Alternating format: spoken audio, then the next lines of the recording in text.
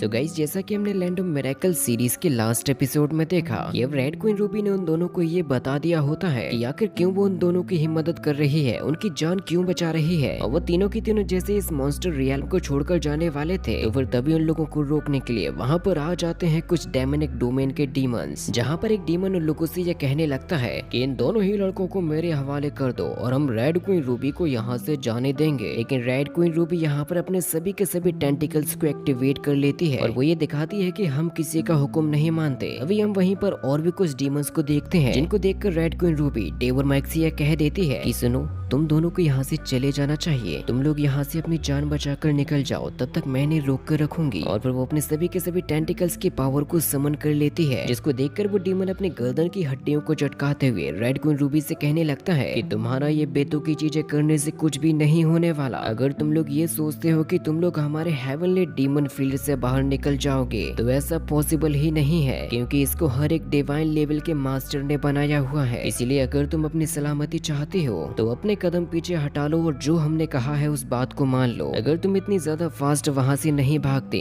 तो हमें ऐसा कुछ करना भी नहीं पड़ता, क्योंकि इसको एक्टिवेट करने में हमारी बहुत ही ज्यादा एनर्जी चली जाती है। और अब क्योंकि जो हम लोग इसको एक्टिवेट कर ही चुके हैं तो इसका मतलब ये है कि तुम लोग यहाँ से बिना हमारी इजाजत के जा ही नहीं पाओगे। तो रूबी उन लोगों से कहने लगती है कि अगर ऐसी बात है तो मैं एक बार ट्राई जरूर करना चाहूंगी कि तुम जो कह रहे हो क्या सच में ऐसा है भी या फिर नहीं। जिस बात को सुनकर वहाँ के काफी सारे डीमंस हंसने लग जाते हैं, क्योंकि उन लोगों को अपने इस डेमोनिक क्लाउड के ऊपर कुछ ज्यादा ही भरोसा था। और इसी बात को समझते हुए रेड क्वीन रूबी डेव और माइक से कह देती है कि ये बात तुम भी जानते हो कि हेवनली डीमन फील्ड से लड़ना बहुत ही ज्यादा मुश्किल होगा, इसीलिए मैं इन लोगों को लड़ाई में उलझा कर रखती हूँ और जैसे ही तुम लोगों को मौका मिले यहाँ से समंदर में कूद जाना, जिसके बाद फिर तुम लोग हमेशा हमेशा के लिए आजाद भी हो जाओगे। मैं पूरी कोशिश करूंगी तुम लोगों की जान बचाने की। तो फिर माइक उससे कहने लगता है कि हम तो बच जाएंगे, लेकिन फिर तुम्हारा क्या होगा, क्योंकि अगर हम लोग यहाँ से चले गए तब तो ये सभी के सभी तुम्हारे साथ में लड़ेंगे। क्या तुम इतने सारे लोगों को अकेले संभाल पाओगी। तो रूबी बताती है कि ये जो हेवनली डीमन फील्ड है ये पूरा का पूरा मुझ पर ही टारगेटेड है, इसीलिए केवल तुम लोगों के पास में ही मौका है यहाँ से बाहर निकलने का। और अगर मेरे बारे में कहा जाए तो मुझे नहीं पता कि मैं यहाँ से बच भी पाऊंगी या नहीं। इसीलिए फिर माइक चिल्लाते हुए कहता है कि नहीं, हम लोग यहाँ से नहीं जाने वाले। तो रूबी कहती है कि आखिर अब तुम करना क्या चाहते हो। तो माइक रेड क्वीन रूबी को बताता है कि हम लोगों का जो टेलीपोर्टेशन पॉइंट है वो असल में है एंसेंट्रल हॉल के अंदर, इसीलिए हम लोग जब चाहे वहाँ पर टेलीपोर्ट होकर जा सकते हैं। लेकिन उससे पहले हम लोगों को अपना टेलीपोर्टेशन पॉइंट यहाँ पर भी सेट करना होगा, इसीलिए हम लोग यहाँ पर रुककर आसानी से फाइट कर सकते हैं और मौका मिलते ही टेलीपोर्ट होकर एंसेंट्रल हॉल में भी वापस जा सकेंगे। और माइक और डेव की ऐसी हिम्मत को देखकर सभी के सभी डीमंस भी चौंक जाते हैं। रेड क्वीन उन दोनों से कहती है कि लेकिन तुम ये सब कुछ कर क्यों रहे हो। तो माइक उन लोगों से कहता है कि मैं जानता हूँ कि हम लोग उतने ज्यादा पावरफुल नहीं है, लेकिन हम लोग हैं मर्द और मर्द की यही निशानी होती है कि वो ब्रेव होते हैं। तुमने ये तो सुना ही होगा कि मैन आर ब्रेव, और अगर तुम लोगों ने भी सुना है तो मुझे कमेंट में जरूर से बताना। और इसीलिए अब हम लोग अपने कदम पीछे नहीं हटाएंगे। डेव कहता है कि तुम हमारे फ्रेंड हो और हम तुम्हारा साथ नहीं छोड़ेंगे। और फिर वो दोनों ही यहाँ पर उन सभी के सभी डीमन से लड़ने को तैयार हो जाते हैं, जिनकी हिम्मत को देखकर अब रेड क्वीन रूबी के अंदर भी हिम्मत आ चुकी थी। और तभी उसको दोस्ती वर्ड सुनकर अपनी एक काफी पुरानी याद आ जाती है, जहाँ पर हम छोटी सी रेड क्वीन रूबी को देखते हैं जो कि अपनी जान बचाते हुए चारों तरफ ही भाग रही थी, क्योंकि असल में उसकी ये पूरी की पूरी दुनिया जल रही होती है। उसके मॉन्स्टर लैंड में सभी लोगों को मार दिया गया होता है, किसी को भी जिंदा नहीं छोड़ा जाता और उसके पीछे भी इसी तरीके का कोई काला बादल ही पड़ा हुआ था। लेकिन तभी उस छोटी सी बच्ची को बचाने के लिए थंडर एलिमेंट वाला एक बंदा आ जाता है, जिसने उस क्लाउड को खत्म करके लिटिल रूबी की जान बचा ली थी। और फिर वो तुरंत ही टेलीपोर्ट होकर लिटिल रूबी के पास में चला जाता है और उससे कहने लगता है कि मैंने ये सोचा नहीं था कि स्वेलिंग एंट्स की प्रजाति से एक छोटी सी बच्ची बची हुई होगी जो कि अपनी जिंदगी के लिए संघर्ष कर रही है। और फिर लिटिल रूबी उस ह्यूमन वॉरियर को बताती है कि मेरे ग्रैंडपा को मार दिया गया, साथ ही साथ मेरे पेरेंट्स को भी मार दिया गया है, मेरी पूरी की पूरी प्रजाति को ही जलाकर राख कर दिया गया। अब आखिर मैं जीकर क्या करूंगी, मैं किसके लिए जीऊंगी। तो वो ह्यूमन वॉरियर उसको बताते हैं कि ये जो प्रलय आया था ये तो पूरी तरीके से अब खत्म हो चुका है, इसने इस जगह के साथ साथ हमारी आधी धरती को खत्म कर दिया है, लेकिन अभी भी तुम अपनी जिंदगी में अपने नए दोस्त बना सकोगे, कुछ ऐसे फ्रेंड्स जो कि तुम्हारी फैमिली से भी ज्यादा केयर करेंगे, तुम्हें बचाने के लिए अपनी जिंदगी की भी परवाह नहीं करेंगे। तो रूबी कहती है कि आखिर वो मुझे कब मिलेंगे। तो वो वॉरियर बताते हैं कि जब तुम्हें नए दोस्त मिलेंगे तो तुम्हारी जिंदगी की एक नई शुरुआत होगी, इसीलिए अब से तुम्हें अपनी उस नई जिंदगी को तलाशना होगा। लेकिन रूबी को क्या पता था कि उसके ये नए दोस्त उसको पूरे 1000 साल के बाद मिलेंगे, लेकिन अब क्योंकि उसे जो नए दोस्त मिल चुके हैं तो उसकी नई जिंदगी की शुरुआत भी हो चुकी है। कुछ ऐसे दोस्त जो कि उसको बचाने के लिए अपनी भी जिंदगी की परवाह नहीं करते, इसीलिए फिर रूबी उन दोनों दोनों का साथ देने के लिए उन्हीं के साथ में खड़ी हो जाती है और उन्हें ये हौसला देती है कि आज हम इन सभी के सभी डीमंस को खत्म कर देंगे। जिसके बाद फिर रूबी अपनी स्वॉर्ड से चिंगारियां निकालते हुए उन सभी के सामने आती है, कहती है कि मेरा नाम है रेड ट्रीजर क्वीन रूबी, क्या तुम डीमंस मुझे अपना नाम बताओगे? तो डीमन उससे कहता है कि क्या तुम अपनी मौत का ही नाम जानना चाहती हो? लेकिन मून गॉड लेवल के मास्टर्स जैसे कि तुम और हम, हमारे लिए किसी की भी जान को लेना कोई भी बड़ी बात नहीं है, लेकिन अगर तुम सच में इन दो तुच्छ जीवों के लिए अपनी जान को जोखिम में डालना चाहती हो तो हमें इससे क्या लेना देना, लेकिन ये तुम्हारे लायक नहीं है। तो क्वीन कहती है कि तुम केवल मुझे अपना नाम बता दो जिसे मैं अपनी इस रेड तलवार के ऊपर लिखूंगी। तो वो डीमन कहता है कि तुम्हारा ये डिसीजन बहुत ही ज्यादा बचकाना है, लेकिन एक मून गॉड होने के नाते मैं तुम्हारी पावर्स की रिस्पेक्ट करता हूँ। मैं डीमन डोमेन के 24 महान डीमंस में से 6ठे नंबर पे आने वाला डीमन हूँ और मेरा नाम है हेवनली डीमन शेन। और एक सींग वाला डीमन बताता है कि मैं 8 रैंक वाला डीमन हूँ और मेरा नाम है हेवनली डीमन हाउ। और 8 रैंक पर होने की वजह से वो तो वैसे भी मून गॉड लेवल का मास्टर बन जाता है, यानी कि ये लड़ाई पूरी की पूरी एक तरफा होने वाली है। माइक कहने लगता है कि अगर ये 8 रैंक वाला मून गॉड लेवल का है तब तो फिर 24th रैंक वाला आखिर किस लेवल की पावर रखता होगा। माइक कहने लगता है कि वैसे अभी हमें ठीक तरीके से रेड क्वीन की पावर्स के बारे में भी तो नहीं पता। तभी रेड क्वीन अपनी स्वॉर्ड की पावर को चार्ज अप कर लेती है फाइट करने के लिए, जैसे कि डेव और माइक समझ जाते हैं कि हाँ मुकाबला शुरू ही होने वाला है। इसीलिए फिर डेव तुरंत ही अपनी बुक ऑफ प्रोफेसी को लाकर अपनी पावर्स को भी एक्टिवेट करता है। डेव और माइक रेड क्वीन की बॉडी पर देखते हैं तो उस पर काफी सारे स्कार्स आ चुके थे जो कि आए हैं केवल उन्हीं की वजह से उनको बचाने के लिए। माइक कहता है कि लेकिन मुझे अभी भी ये बात समझ में नहीं आई कि वो हमारे लिए इतना कर क्यों रही है, क्योंकि उसके पास में जितना कल्टीवेशन लेवल और एक्सपीरियंस है वो आसानी के साथ में भाग सकती है। आखिर ऐसे क्या बात है जो कि उसे हम लोगों को बचाने के लिए मजबूर कर रही है? तो डेव कहता है कि जरूर कोई ना कोई बात तो होगी, वो बिना किसी वजह के ऐसा नहीं करेगी, क्योंकि पीएलएस बीट ने भी जरूर किसी न किसी मकसद से ही हम तीनों को मिलाया होगा और समय आने पर हमें उसके बारे में भी पता चल जाएगा। तो माइक कहने लगता है कि अब हमें इसके बारे में ज्यादा नहीं सोचना चाहिए, या तो हम तीनों साथ में जिएंगे या फिर साथ में मरेंगे। अब यहाँ पर शुरू होने वाली एक बहुत ही जबरदस्त फाइट, क्योंकि सबसे पहले रेड क्वीन रूबी एक डीमन के ऊपर अटैक करने के लिए चली जाती है, लेकिन वो डीमन तो खुद को बचा लेता है। तो फिर red queen Ruby demon how के ऊपर अपनी स्वॉर्ड से अटैक करती है, जिससे कि हम लोगों को यहाँ पर एक बहुत ही गजब का फाइट सीन देखने को मिलता है। रेड क्वीन रूबी के टेंटिकल्स यहाँ पर उसकी बहुत ही शानदार तरीके से मदद कर रहे थे और उसके मून गॉड लेवल पर होने की वजह से सभी डीमंस को रूबी के पावर्स का अंदाजा था कि ये क्या कुछ नहीं कर सकती, क्योंकि तभी वो मौका पाते ही हाउ को अपने टेंटिकल्स में फंसाकर उसको एक बहुत ही तगड़ी किक हिट कर देती है। इसके बाद फिर काफी शानदार तरीके से उड़ते हुए जाकर उसी को मारने के लिए जा रही थी, लेकिन तभी डीमन हाउ एक क्लाउड में बदलकर रेड क्वीन रूबी के साथ में फाइट करने लगता है, जिससे कि हम लोगों को यहाँ पर एक बहुत ही गजब की चेसिंग भी देखने को मिलती है। और अब डेव और माइक जैसे ही आगे बढ़ने की कोशिश करते हैं तो उनके सामने वो डीमन गर्ल आ जाती है, जिसको माइक अपने हाथों से ही जान से मार देना चाहता है, जिनकी फाइट हमें नेक्स्ट पार्ट में दिखाई जाएगी, जो कि बहुत ही जल्द आने वाला है।